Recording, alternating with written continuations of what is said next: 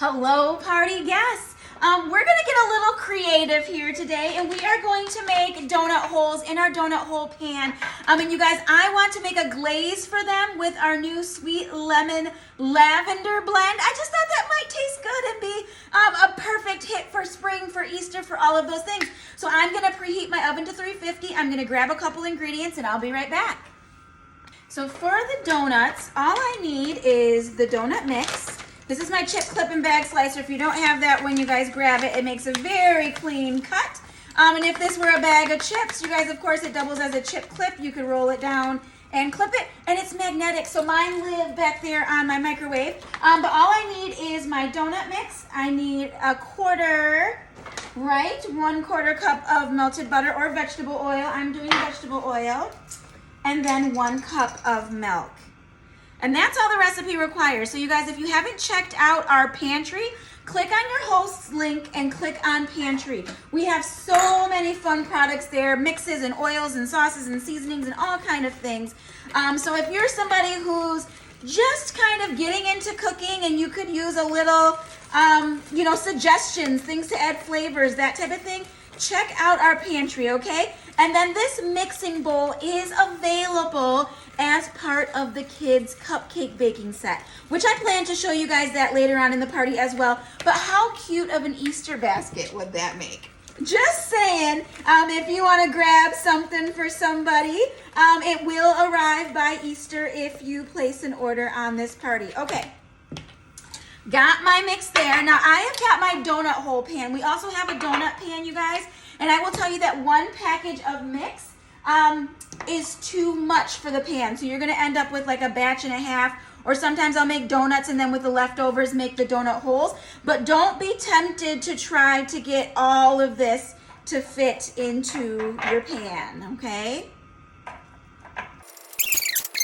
I forgot to grab I like to cheat and use the disposable piping bags, and that's how I do my donuts. So just a second.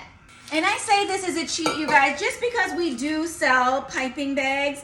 And if I'm piping frosting and I want to use a tip, I will use our very nice bag. But for something like this, where I don't need a tip and I'm just going to make a mess and then throw it away, I like to use a disposable bag. So I just put it on one of my big old travel mugs since I don't have somebody here to hold a bag open while I pour. You guys, this mix smells really good on its own before it's even baked. But I'm gonna get it all here into my bag.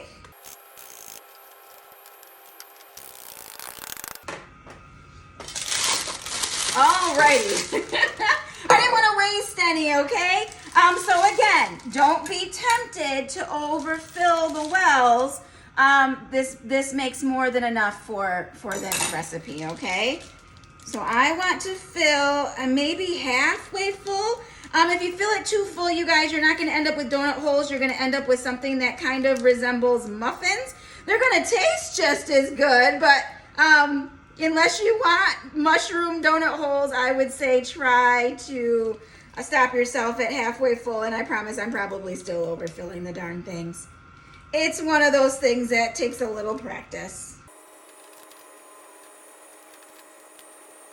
Okay, you guys, so yes, I have quite a bit left here, but I am going to pop these here into the oven. It's at 350 degrees. And then my recipe here, I think, is for donuts, so 10 to 12 minutes. I'm going to go on the lower end because I'm just doing the donut holes.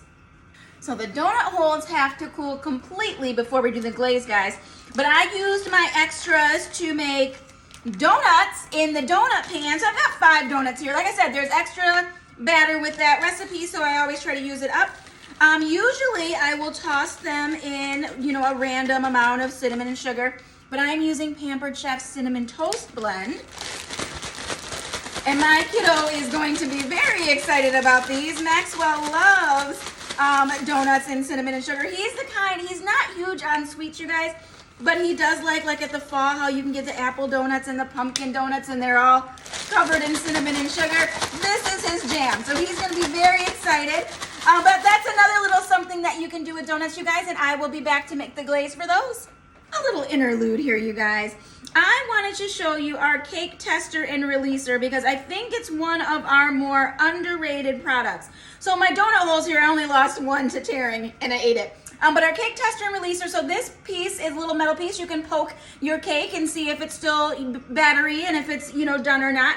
But the other side is to help you release donuts and cakes and things from your pan. So it just comes in really, really handy, especially with small things. You don't want to just try to rip it out because then, you could tear your donuts that you're making. But yeah, so this is how the donut holes turn out, you guys. They're obviously browner on the side that baked in the pan and lighter on the other. But because I did not overfill, look at how round those are. All right, so I'm going to get the rest out of here, then I'll get going on glaze. So for my glaze here, you guys, I need 2 cups of powdered sugar. I need 2.5 tablespoons of milk, and I might be closer to 3, but that's okay. If your glaze is too runny or too thick, you can dial it back or add more sugar or whatever. On the vanilla, I need 1/2 teaspoon, and I'm using my clear vanilla so that I don't change the color even a little bit. I don't know how much it would matter. And that is all the recipe calls for the glaze, you guys, but I am going to add the sweet lemon lavender, and I'm gonna go with, this is 1/2 tablespoon. Let's see if that gives me any color. All right, so let me whisk this together for you guys. I can smell the lavender, so I'm gonna say that's probably plenty on that one.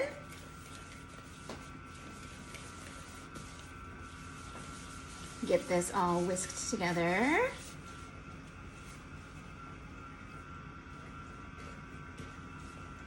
Well, this is really thick. Let me grab some more milk. I don't want to be crazy in case it's just me not being patient, but there's another little splash of milk there on my glaze.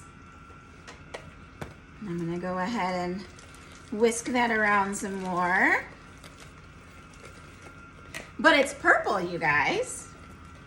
So that's pretty. And let's just see what we can do with this. Okay, so I have got just a piece of wax paper on a small pan here. This is actually from our modular sheet pan set. I took the bigger of the 3 pans there. And I'm just gonna put all my little donut holes on here, and then we're just gonna drizzle with the glaze, okay?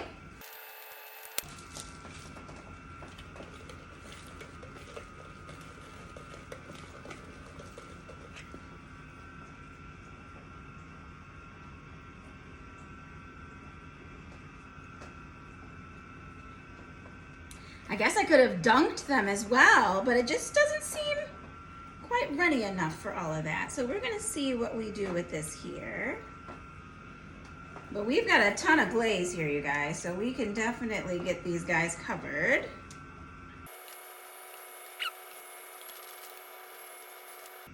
The recipe said to put them on a cooling rack with parchment paper underneath and then just drizzle the glaze on top of them, but I felt like I'd be wasting a lot of glaze that way, so I figured I'd do this and then we'll toss them around and then we'll let them set and I will plate them.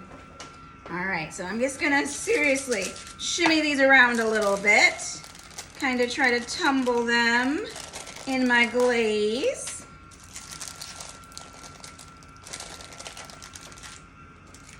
Yeah, I don't know, I think a runnier glaze, maybe if it had been warm.